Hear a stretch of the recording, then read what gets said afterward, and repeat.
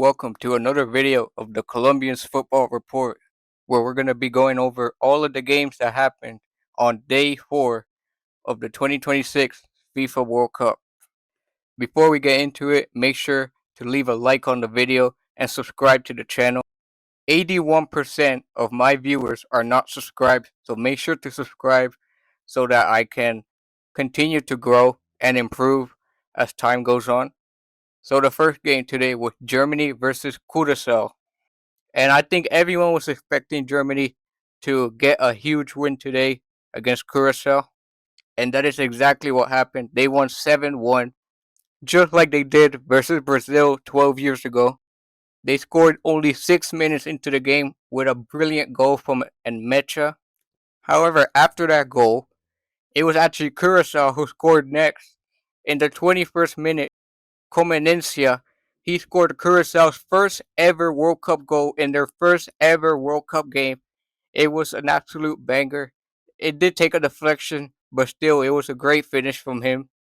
And that will be a moment that Curacao fans will never forget.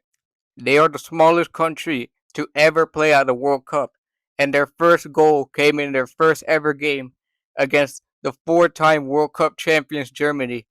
What an experience that must have been for the fans.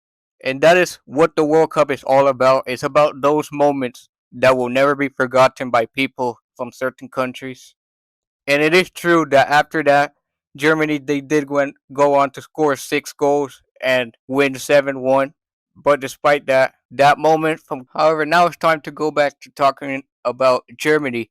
And Germany, after Curacao scored the equalizing goal, the game was tied for 17 minutes, but then eventually Schlotterbeck he got the goal to give Germany the 2-1 lead. It was from a corner kick, and then Havertz scored from the penalty spot.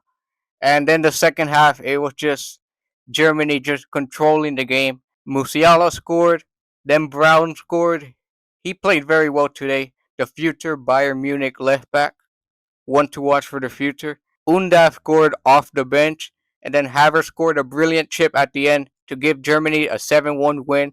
And that win is probably enough already for Germany to go to the next round, due to the fact that their goal difference is so big that worst case scenario they still should be one of the best third place teams just because of that goal difference. This game was also the game between the youngest manager at the World Cup versus the oldest manager at the World Cup. Nagelsmann is the youngest at only 38 years old, and Advocat is the oldest at 78 years old. So what a matchup this was. One for the history book for sure. And this win puts Germany in pole position in Group E of the World Cup. Now we have the Netherlands versus Japan, and this game promised to serve up a classic. Both of these teams are very capable of making it very far at this World Cup. However, the first half was kind of boring, in all honesty. Both teams, they didn't really have the best of opportunities. It was a kind of an equal game. I think the Netherlands were slightly better, but despite that, there was still no real opportunities for both sides. But in the second half, the game exploded into life. Van Dijk gave the Netherlands the lead with a brilliant header. It's his first ever World Cup goal. It was a brilliant cross from Gravenberch as well. However, it did not take long at all for Japan to respond. It only took them 7 minutes, and a shot from outside the box from Nakamura, which I think it took a slight deflection of the Dutch defender. It went in. Verbruggen couldn't save it, and only 7 minutes after the Netherlands got the lead, Japan tied it up. And at that moment, I knew that this game was going to be insane. The second half was much different from the first half. There was a lot of intensity in that second half. Both teams, they wanted to win the game. And after Japan got their equalizing goal, it only took the Netherlands 7 minutes to get the second goal of the game for their team. It was Somerville with a brilliant goal. He scored it with his weak foot. He curled it in into the bottom corner. There was nothing the Japanese goalkeeper Suzuki could do about it. And after that goal was scored, Japan, they looked for the goal to tie the game. They started dominating. They started getting more chances, but they just couldn't find it. The chance to give them the equalizing goal. Kubo did get injured. Hopefully, it's nothing serious. But Japan, they kept pushing and kept pushing. And at the end, at the 88th minute, they got their equalizing goal. And it was from a header, which I wasn't expecting them to score a header because they crossed the ball a lot of times in that game. And each time the Netherlands dealt with those crosses easily. But the one time that they couldn't, it ended in a goal for Japan. A header from Ogawa deflected off Kamada and went into the back of the net. The Dutch goalkeeper got a touch on it, but he couldn't keep it out. And in the end, I think this draw was the deserved result. Both teams played like they wanted to win. And I think in the end, the draw was deserved. Neither team deserved to lose. And I think today, both the Netherlands and Japan proved to the world that they definitely can make a run in this World Cup. However, their group is not easy as there is one opponent in their group that promises to give them a lot of trouble later on. And we'll talk about them in a little bit. However, before we talk about that team that could give the Netherlands and Japan some trouble, let's talk about the Ivory Coast versus Ecuador. The stadium was full for this game. There was a lot of Ecuadorians. The atmosphere was great. In general, all the games today had fantastic atmospheres. The same thing happened in Japan, Netherlands. Both sets of fans were insane in that game. And today, the Ecuadorian fans showed up, and even the few Ivorians that showed up in the crowd, they were very passionate. So Philadelphia today saw a very good atmosphere. And this game, the first half, was exactly what I was expecting from Ecuador. They were very strong defensively. They didn't let any of the Ivorian attacks end in goals. But when Ecuador had the opportunities to get the goal to give them the lead, they just couldn't take it. They hit the post twice in that game in the first half. And that lack of finishing from Ecuador, it came back to haunt them later on. The Ivorians themselves also had good opportunities. The Ecuadorian goalkeeper Galindez had to make some saves. They also hit the post in the second half.